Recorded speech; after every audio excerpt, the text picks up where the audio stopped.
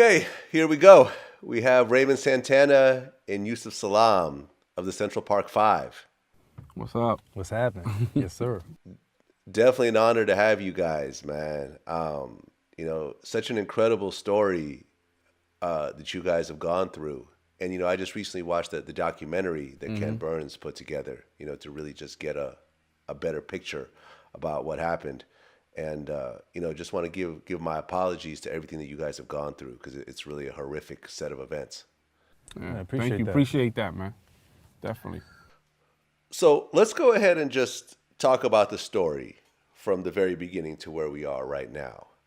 So you guys were essentially teenagers, what, like 14, 15 years old at the time? Yep. That's correct. Yeah. Okay, and you guys were living in the Bronx? No, Yusef lived in Schaumburg, and I lived on the east side of Harlem. Yeah. I lived in Spanish Harlem at the time. Now, at the time, and this is the 80s, I guess? Yeah, 89, 1989. Right, late 80s. The New York that you see today with, Times Square being a big tourist attraction and everything is relatively safe and so forth. This was not the New York back then. No, definitely wasn't. Not at all. Times Square back then had, peep shows, a bunch of them. Sure, it looked like Vegas. Yeah, yeah, definitely different. Right. And you guys were kids. I mean, before this incident, did you guys get into any trouble or were you relatively good kids? No, we came from good homes, middle class, families. We had no dealings with the law. This was our first time. Yeah, that's all of us. Yeah.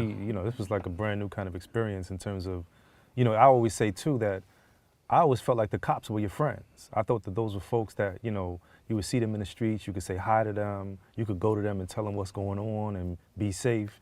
And I mean, we look at us as in terms of the inception of what happened to us in our lives. And then we fast forward to today and it's like, man, no way, no how. And now we're having children and we're scared for for them to be interacting with officers the way they're interacting because, now some of them are our age in terms of when we were going through our situation, Yeah. I mean, and at the time, New York was really dealing with a crime problem. Yeah. There was the subway vigilante that would essentially, shot a couple people that attempted to rob him. Yeah. I remember there was the, what's it called? The Guardian Angels? Oh, Yeah. yeah. Yeah. Yeah. So, and these guys would essentially ride on the train to protect the passengers against the gangs. Yeah. Yeah. So there was already sort of a feeling in New York of kind of danger and sort of an unsafe kind of environment. Mm-hmm. That's true, but that's also like the whole slippery slope kind of thing when you think about the fact that, they wanted to be more tough on crime, but then they basically took a paintbrush and painted everybody of color with the same paintbrush and said, well, nah, all of these people are susceptible and capable of doing this kind of thing, when that wasn't the case, Yeah. Right. Now, the night of the incident, were you guys in Central Park at the time? Oh, yeah. Yeah. Oh, yeah. What happened was that I lived on the east side of Harlem, and next to that complex was a housing, was a project called Taft Projects. And so I went over there to hang out with some dudes, and that night in Schaumburg, they was having a party. So we went over there to visit the party. Now, I didn't know Yusef, I didn't know Kevin, I didn't know Corey, I didn't know Antron. But how we wound up all together was through mutual friends. Some people in my group knew some of the people in his group. And so we went over there to go to a party, and the Schaumburg boys was all in front of the housing complex, and that's how we all got together. Yeah.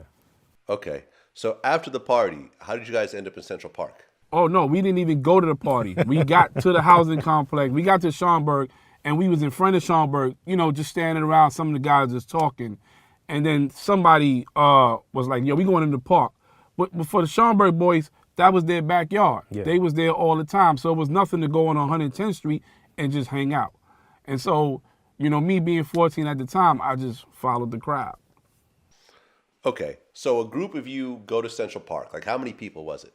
Oh, it was a lot. It was close to 30. It was a bunch of kids. I always thought it was more than that. Yeah, it could've been more than that. In terms of just the way that the visuals looked, to me, it almost looked like 50 people. I was all the way in the back of the crowd because I had a limp. I was walking, I had injured my leg, and, they were all already walking into the park and stuff like that. And it's crazy because, like, you know, even when we think about those times back then, it wasn't something that was abnormal. This was something, you know, especially for me, like Raymond is saying, me living in Schaumburg Plaza, right across the street from Central Park.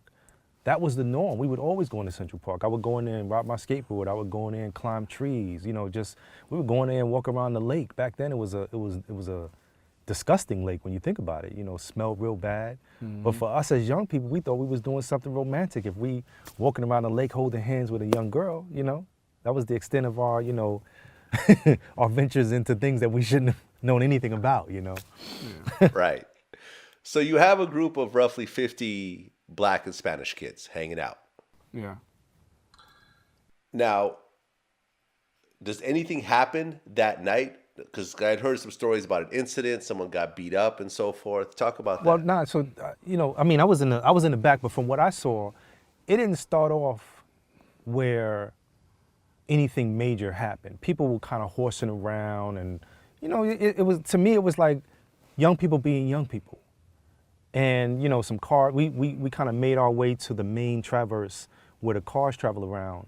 And I remember people like throwing rocks at the car, and even that stuff, that, you know, you think about it now, like, man, so we're riding pretty nice cars. Somebody throw a rock at our car, we're gonna be pretty upset, you know? Yeah.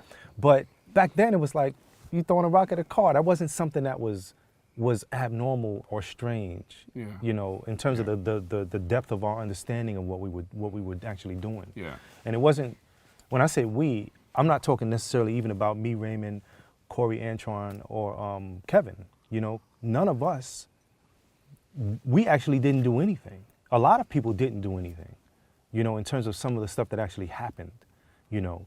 We were really innocent bystanders in terms of watching and being witnesses to what happened and, you know, to really be able to tell the story all over again. Yeah, and some things did happen, like a police car had came and they flashed the light on the group and everybody scattered, right? So everybody ran.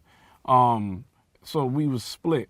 And after that, something did happen. Like, I didn't know about it because when I finally come back to the group, they was telling me about it. So, like, a couple of dudes who had got separated from the group, they did jump like an old man who was walking. They considered him a bum. Oh, I saw that. You know what I'm saying? I saw that. So, and these guys, they did cop out to those charges later on. They went to prison and served, you know, 1 year or 1.5 years in prison for that. Yeah. You know, and stuff like that. And like Yusef stated, we did go to the transverse and then we wound up going to the reservoir. And 2 people did get assaulted at the reservoir and one of them was badly, but that was by one person. Yeah. That wasn't by a group. You know, it was by one person who did it. And he went to jail for that. And he served a year in prison for that. Okay.